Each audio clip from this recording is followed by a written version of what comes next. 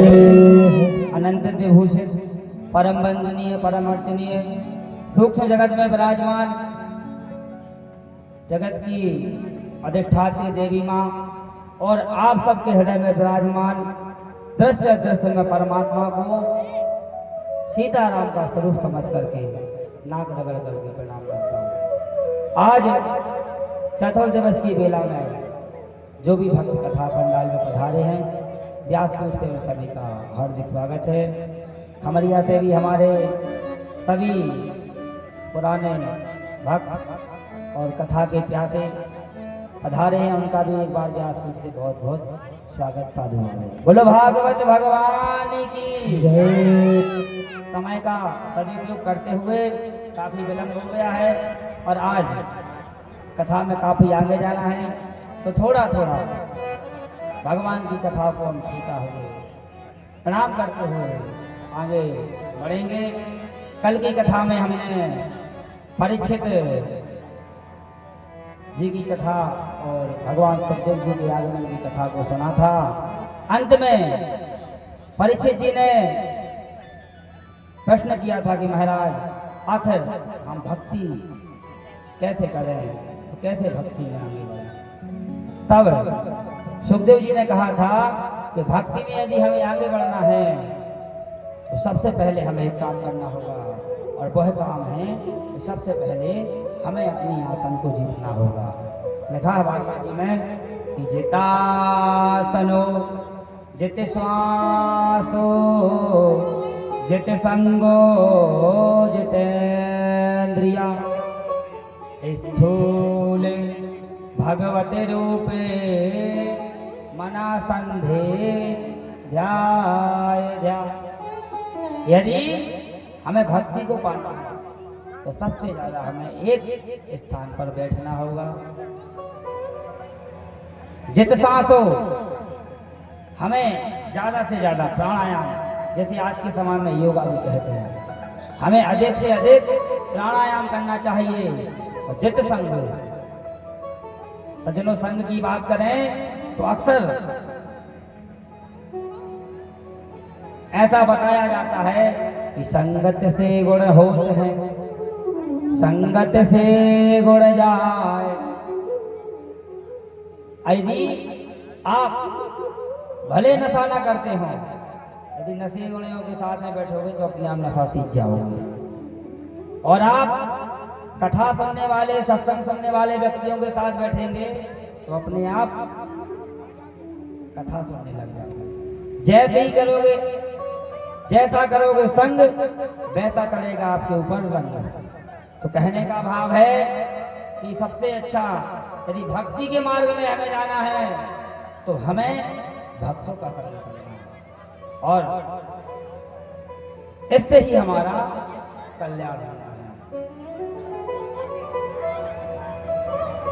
लिखा भी है रामायण में, बलु भरवास नरक कर दाता दुष्ट संग जनी देई विधाता। हमें दुष्टों का संग नहीं करना है, चाहे हमें नरक में ही क्यों ना जाना पड़े। बंद चालू करो यार जो वाला।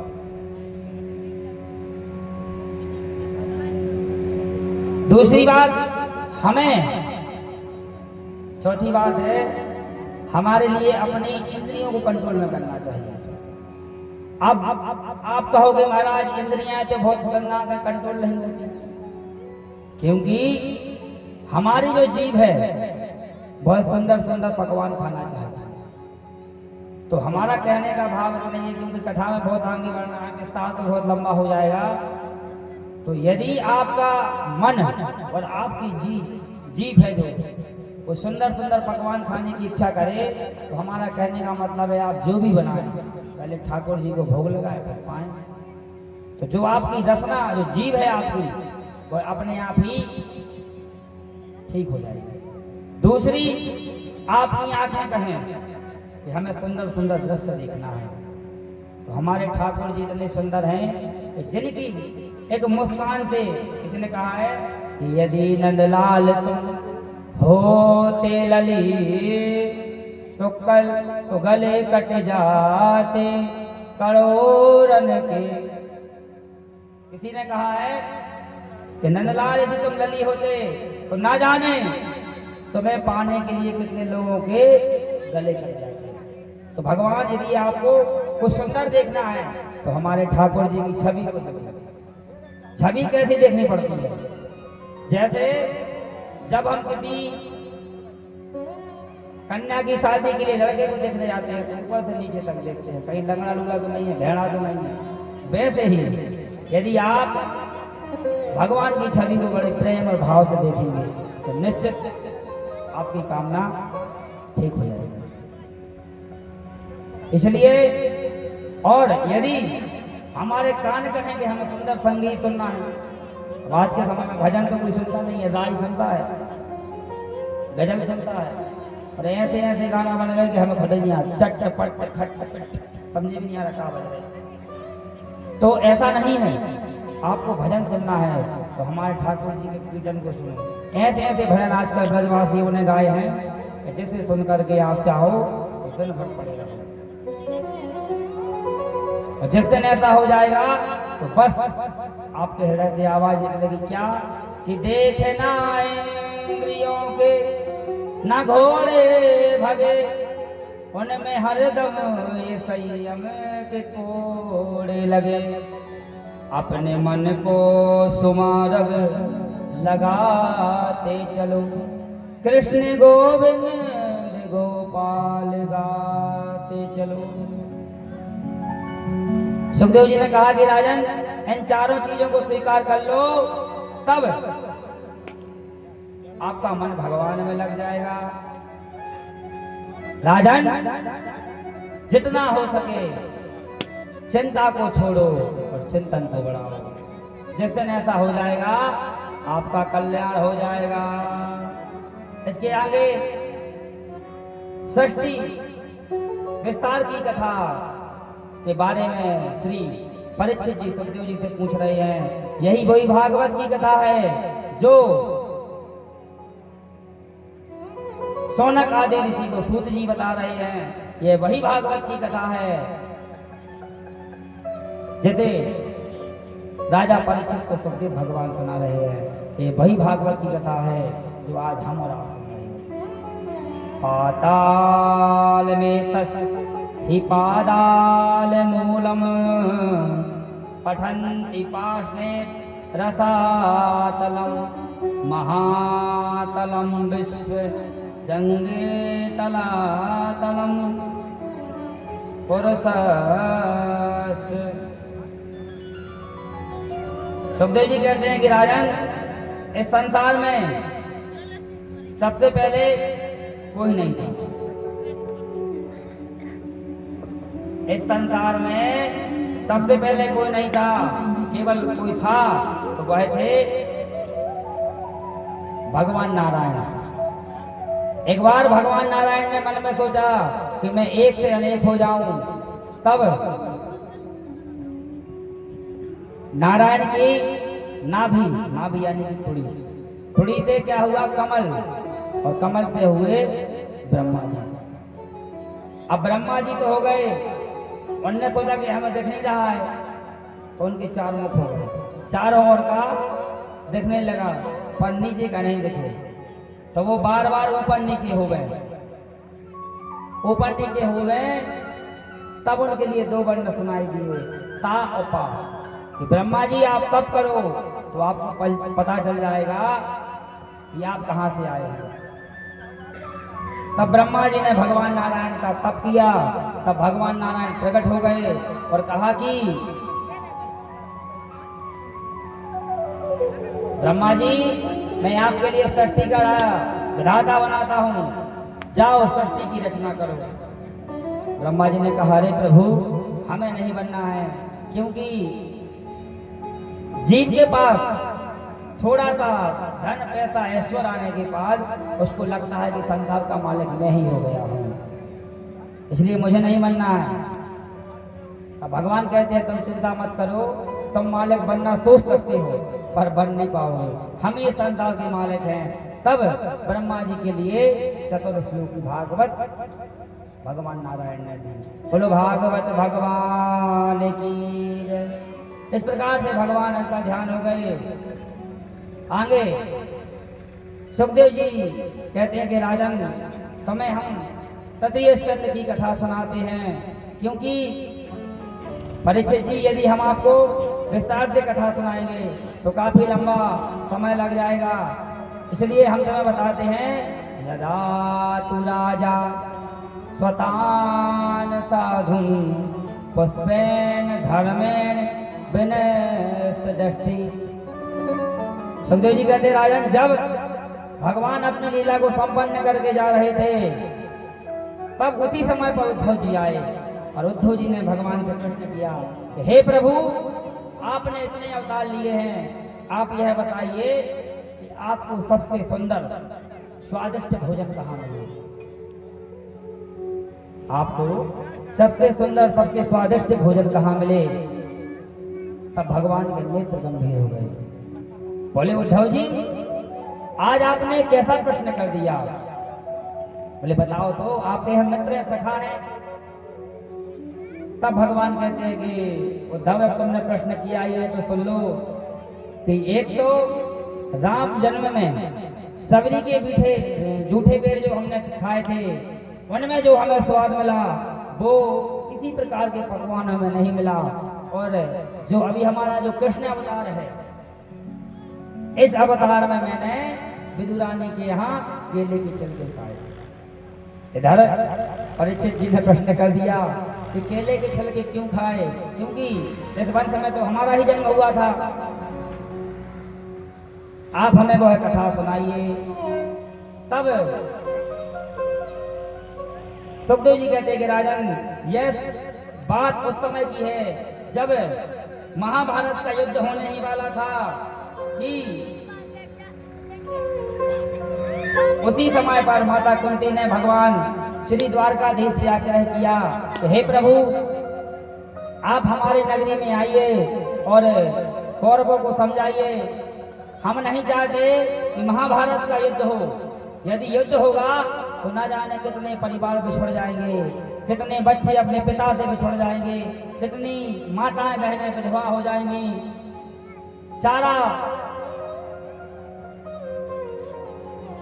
सारी हस्तिनापुरी में मातम सा मच जाएगा। प्रभु आप आए और समझाएं। तब एक बार भगवान श्री कृष्ण द्वारकाधीश हस्तिनापुर नगरी आए शांति दूत बन करके। शांति दूत मतलब जैसे कि आज के समय बता दें कि जब कोई किसी की बात नहीं मानता है तो बड़े बूढ़ों को बुलाते हैं, समझाते हैं कि भैया तुम्हारी बात मान जा सकता है तो बुलाते हैं।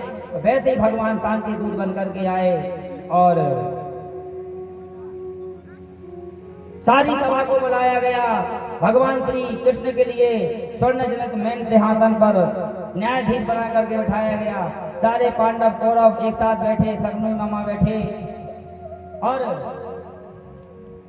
भगवान ने कहा कि दुर्योधन, ये बताओ पांडव तुम्हारे कौन है? बोले हमारे चाचा के लड़के। बोले अपनी कितनी खेती है? बोले 1000 एकड़। तो बोले आधे के अधिकारी हुए कि नहीं हुए? तो बता रहे आपको समझना बात। बोले 500 एकड़ के मालिक तो वो हुए? बोले बिल्कुल नहीं। बोले सूचक्रे नैवेदास्यामि बिना युद्धेन केशवा। बोले तुम 500 एकड़ की बात करते हो, हम तो उन्हें एक सुई की नोक के बराबर जमीन नहीं देंगे। बिना युद्धेन केशवा, बिना युद्ध के, बिना युद्ध के एक सुई की नोक की जगह नहीं देंगे। बोले युद्ध की बात तुम नहीं जानते हो, जब युद्ध होता है तो कितने परिवार बर्बाद हो जाते हैं। भगवान श्री कृष्ण और दुर्योधन आपस में बातचीत कर रहे थे कि शकुनी मामा उठे, कान में बोले लगे, अरे भांजे तुम भी कैसी बात करते हो? पता नहीं द्वारकाधीश इतना लंबा सफर करके आए हैं, तुम जरा इनकी भोजन की व्यवस्था करो, ठहरने की व्यवस्था करो, कहाँ लड़ाई झगड़ा बात करते हो? सजनों, भगवान ने कहा कैसा भोजन, कहाँ का भोजन? भगवान तो लंबी कथा है, आपको शॉर्ट में बता रहे हम। तब भगवान ने मानो ऐसा इशारे में कह दिया, क्योंकि उस सभा में विदुर जी बैठे थे। भगवान ने कह दिया कि मैं आज कोई भोजन तुम्हारे यहाँ नहीं करूंगा। बोले भोजन केवल दो परिस्थिति में किया जाता है। बोले कैसे? बोले या तो खाने वाले को भूख लगी हो या पर खिलाने वाले के अंदर श्रद्धा हो। दुर्योधन, ना तो हमें भूख लगी है और ना तुम्हारे अंदर कोई भाव है। भाव कहता जब तो हमारी बातें नहीं माने तो हम तुम्हारा पानी तक नहीं पिएंगे। खाना खाने की तो बहुत दूर की बात है। और रही बात भोजन की, तो जब मैं द्वारिकापुरी में था तो विदुर जी का पत्र हमारे पास आया था कि जब भी आप द्वारिकापुरी आएंगे सबसे पहले भोजन हमारे यहाँ करना। अब विदुर जी का हौसला गया कि हमने कब पत्र भेजा, भगवान ने दारा कर दिया तुम निकलो हमारे पीछे से। भजन हुआ यूं, विदुर जी दौड़ते हुए विदुरानी जी के पास गए। बोले अरे नंद के लाला, भगवान श्री कृष्ण हमारे यहाँ आने वाले हैं, तू जल्दी चौका लगा, सब कुछ लगा, भगवान आने वाले हैं। हम गोपों की बजरिया में जाते हैं, वहां से माखन मिश्री इत्यादि लेकर के आते हैं।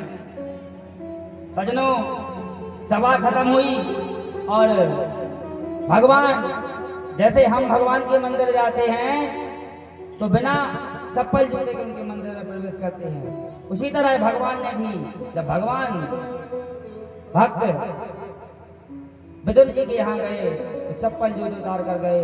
इधर विदुरानी जी ने चौका वौका लगाया, छोटी सी पलटी टूटी जंगल में बनी थी।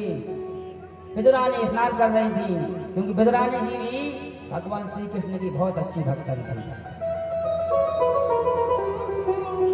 धीरे धीरे धीरे भगवान पहुंच गए। विदुरानी जी स्नान करने में तन्मय थी और जैसे ही विदुर जी के घर के बाहर गए, सागर को खटखटाया, अरे काकी, अरे काकी, दरवाजे खोलो। इधर विदुरानी सोच रही भगवान आएंगे, मैं क्या बोलूंगी, कैसे उनसे क्या बताऊंगी, पता नहीं, नाना प्रकार के प्रश्न चल रहे थे। फिर जाकर के उन्हें वस्त्र नहीं बदली, प्रेम विभोर हो गई और जाकर के शिवरा को खोल दिया, सागर को खोल दिया। भगवान ने देखा कि ये तो बाबरी हो गई हैं, तब भगवान ने अपनी पीली पीताम्बरी को विदुरानी जी के लिए उड़ा दिया और कहा काकी अंदर नहीं बुलाओगी? कहती हाँ हाँ आइए, अंदर आइए। भगवान अंदर आए, विदुरानी जी भाव विभोर हैं, भगवान भी प्रेम में बह गए। पूरे 12 फीट के कमरे में यहाँ बैठो, यहाँ नहीं, यहाँ बैठो, यहाँ नहीं, यहाँ बैठो, लगभग भगवान को सब जगह बिठा दिया। और अंत में क्या हुआ, जो रोटी बनाने का पटा होता है, पटे पर भगवान को बिठा दिया। भगवान पटे पर बैठ गए। जगत पिता परमेश्वर, द्वारिका के राजा आज भक्त के यहाँ पटे पर बैठे हैं। भगवान पटे पर बैठे हैं। भगवान ने कहा रे काकी, मुझे तो भूख लगी है, मुझे भूख लगी है। विदुरानी कहती है आप चिंता मत करो, हमारे काका विदुर जी गोपों की बजरिया में माखन मिश्री दूध दही लेने के लिए गए हैं, बस आते ही होंगे। सजनों, भगवान कहते नहीं हमें तो भूख लगी। तब वो कहती मैं कटली वन में जाती हूँ और केले के फल तोड़ कर लाती हूँ। सजनों, विदुरानी कटली वन में गई और केले के बहुत सारे केले तोड़कर लाई और केले जैसे तोड़कर लाई तो भगवान को खिलाने लगी। भगवान ने 1-2 केले तो खाए, लेकिन भगवान खाते जा रहे हैं, विदुरानी खिलाती जा रही है, प्रेम विभोर हो गए। और केला खाते खाते विदुरानी जी भगवान को केले के छिलके खिलाती जा रही है, भगवान खाते जा रहे हैं। ऐसा वर्णन आता है जगह कि कम से कम 35 केले के छिलके भगवान ने खाए। और जब विदुर जी आए, विदुर जी कहा अरे कहाँ है बाबरी, क्योंकि भगवान थोड़ी बाहर बैठ गए। कहा अरे जल्दी थाली लिया, बहुत जल्दी। भगवान